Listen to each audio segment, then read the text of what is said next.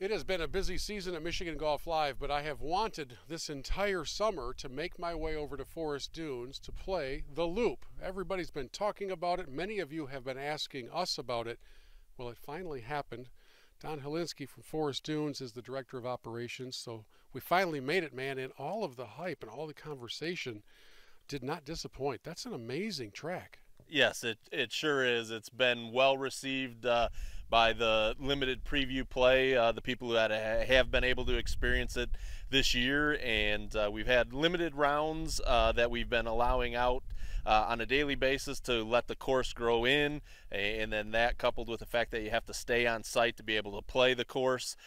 So it's been a nice healthy balance for us to get everything in line for when we truly open up for a full tee sheet next year. Yeah, it's still what I would call maybe a toddler. There's still some areas to grow in and really start to mature into what it will be.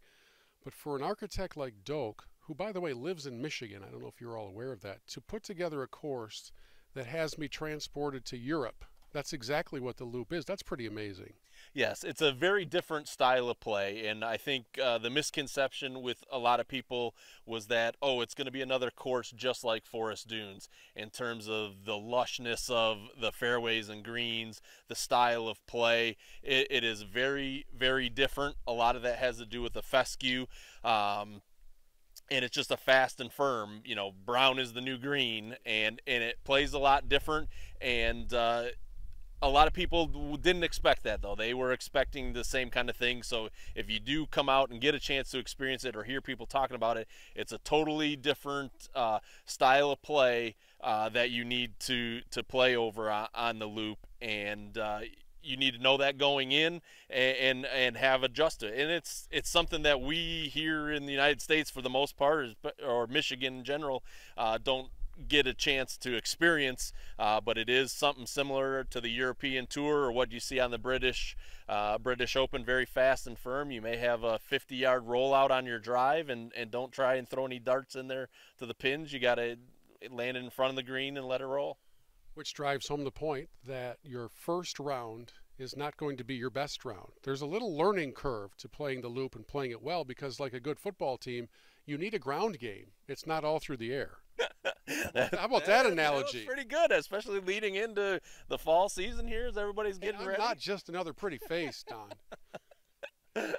Yeah, but absolutely, that is the key. Is just get in that, and just getting used to the greens in general. Obviously, with them coming from two different directions, there's some of the different contouring in what you play the one day isn't the same look you're going to see the next day. And there's a couple very unique greens and green styles, a Baritz green and a Redan, and so those can be very fun and yet challenging too. So. Well, I'm being asked all the time, when are you guys going to do a full TV show there and show us the whole place? Listen, we'll get to it. Let the course grow in a little bit. Let Don catch his breath for a month or two during this off season as everything fills in. But up to this point, the national press and the reputation of the Loop is building to the point where you've got a big challenge ahead just to fulfill all that promise. Yes, it's very unique, and even just this year we've had people coming from all over the world wanting to check it out. How is this going to work? It really, there isn't another one like it to see. We didn't have anybody to call and be able to say, hey, how do you do the greens market? What about your signage? What about this? What about that?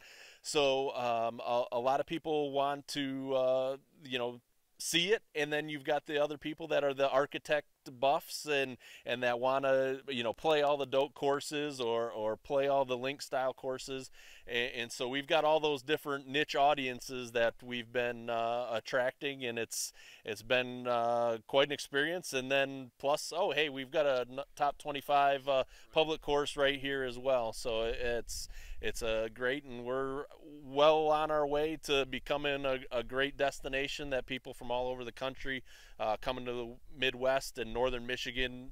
We're saturated with tons of great golf out here, up here in northern Michigan, and this is just another feather in our cap, so to say. It's always fun to meet people who are experiencing a new golf course for the first time. Chuck Pinter lives down in the Grosse Pointe area, and we made our way around the Loop. Neither of us made the cut, But what were your thoughts on this brand new course and its concept? Exciting would be the word I would use. Exciting because one, it's a new course, but it's also a new style of course.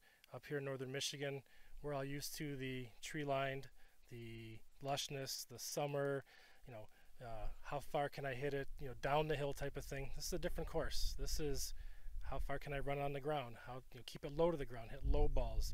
The ground is your friend here. Learn to accept it, learn the contours, walking the course, seeing the course. It's all about where to miss and what spots on the green are safe, which spots on the green are, the traps, if you want to call it that, places to miss, places not to miss. But exciting and unique, definitely. That's pretty cool. And I've sworn Chuck to promise that he would never tell people how I hit my driver today. So remember that. Remember that vow. Your secret is safe with me.